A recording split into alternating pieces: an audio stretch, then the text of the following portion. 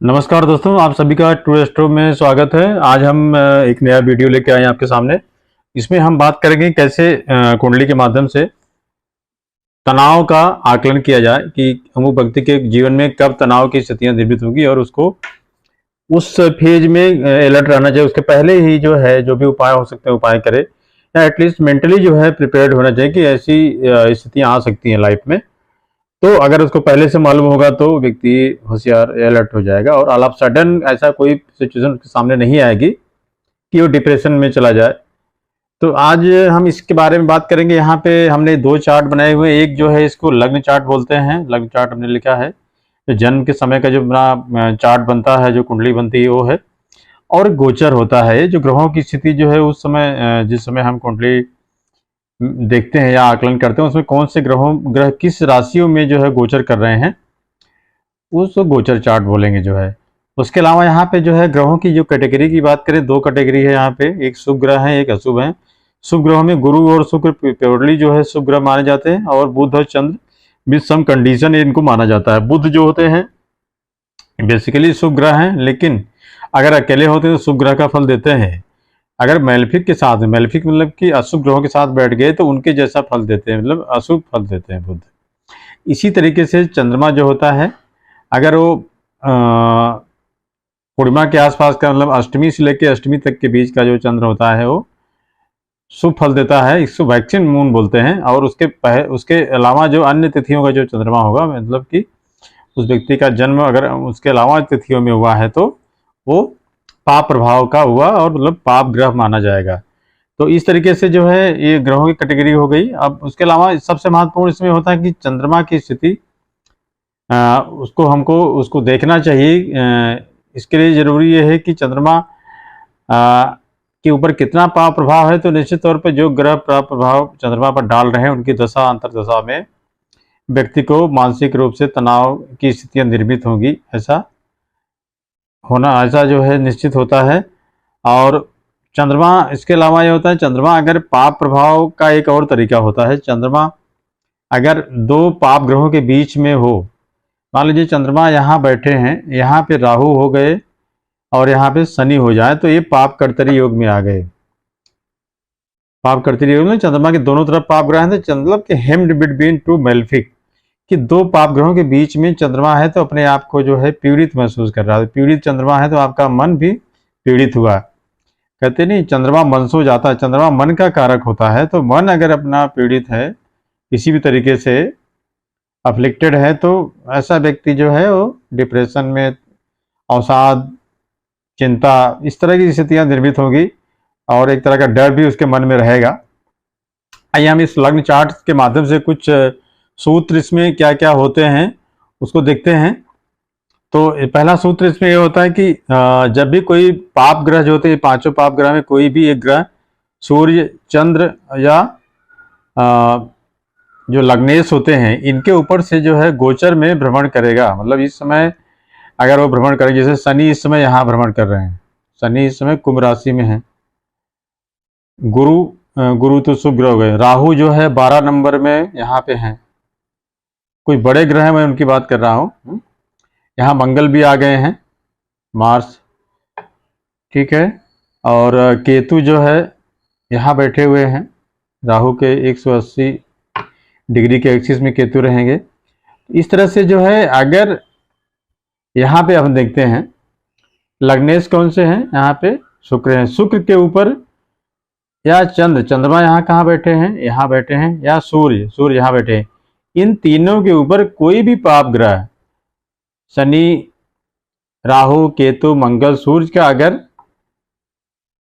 भ्रमण हो रहा है उसके ऊपर से, तो ऐसा व्यक्ति को निश्चित रूप से तनाव की स्थितियां उसके जीवन में निर्मित होने की पूरी संभावना है।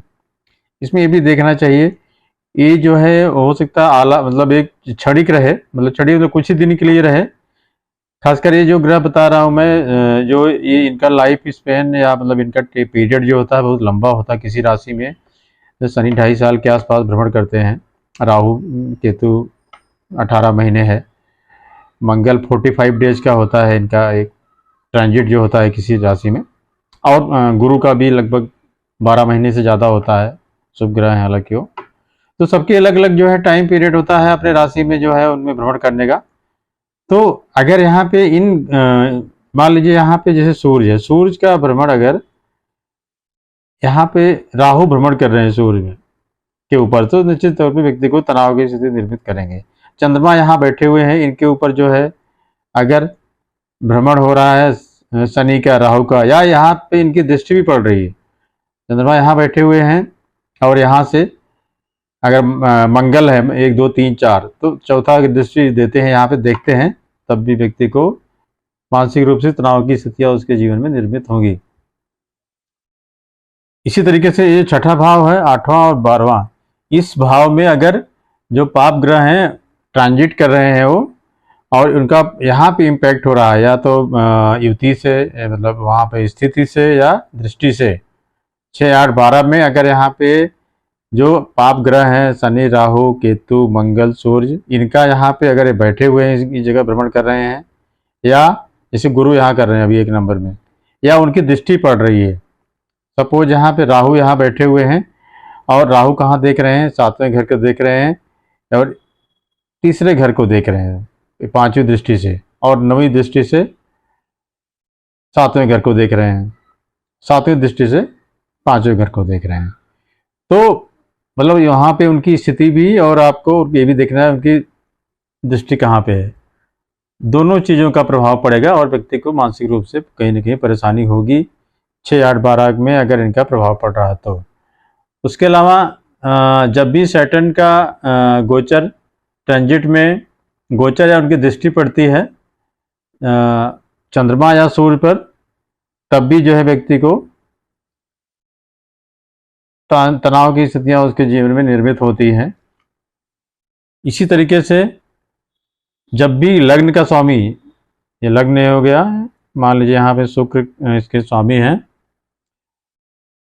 गोचर में शुक्र का संबंध अगर 8 और 12वां घर के स्वामी, 8 घर नंबर है क्योंकि मैलेफिक घर होता है, पाप या कई अशुभ जो भाव माने जाते हैं, दुस्ताना स्थान माने जाते हैं दोनों, अगर इनका शुक्र का कनेक्शन यहाँ से होता है या यहाँ से होता है, किसी भी तरीके से यहाँ पे अगर वो दृष्टि डाल रहे हैं या यहाँ बैठे हुए हैं, तो किसी भी तरह का प्रभाव होता है, तो तब भी जो है मानसिक तनाव की स्थिति निर्मित होती है।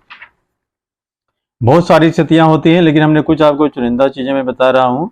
उसके अलावा जब भी मंगल या सूर्य जो होते हैं राहु के ऊपर से जो है गोचर करते हैं, मान लीजिए राहु यहाँ बैठे हुए हैं, तो जैसे यहाँ पे मंगल अभी गोचर कर रहे हैं, तो आप देख सकते हैं जिसकी भी कुंडली हो एक बार देखना चाहिए। अगर दशा भी उस तरह की है चल रही, कहीं ना कहीं मंगल राहु का दशा, अंतरदशा, प्रत्यंतर दशा किसी भी तरीके से चल रही है, तो उसका प्रभाव पड़ेगा और व्यक्ति के जीवन में तनाव की स्थिति निर्मित होगी, ये निश्चित है। इसके अलावा जो है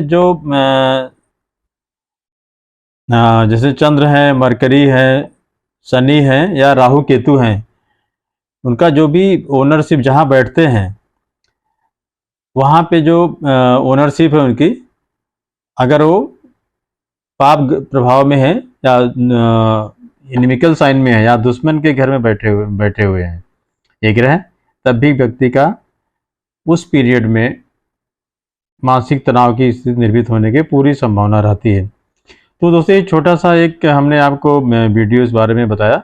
इसमें ध्यान हमेशा रखना चाहिए कि आपका चंद्रमा कितना, चंद्रमा और लग्नेश या सूर्य भी, इनको देखना चाहिए कितने ज़्यादा पीड़ित हैं। जो है अगर मजबूत, आपका लग्न मजबूत है, पाप कर्तरी योग में नहीं है, दोनों तरफ शुभ ग्रह बैठे हुए हैं, कोई बहुत ज़्यादा मैलेफिक इम्पैक्ट नहीं है, जैसे शनि या राहु या मंगल या केतु या सूर्य या इन सब का जो है प्रभाव अगर लग्न पर नहीं है, तो व्यक्ति को तनाव की स्थितियाँ उसके लाइफ में बहुत कम आएंगी। दशाओं का भी महत्वपूर्ण रोल होता है इसमें। जो है अगर दशाएं खराब हैं तो ऐसे में जो है उस तरह की स्थितियाँ निर्मित होती हैं। तो उम्मीद है कि मेरा वीडियो आपको पसंद आया होगा और आप जो है अपने कुंडली में इसको लगा के देख सकते हैं। हमने इस तरह से समझाने का प्रयास किया है। आपको सभी को मेरा वीडियो देखने के लिए और चैनल में से जुड़ने के लिए बहुत बहुत धन्यवाद। नमस्कार।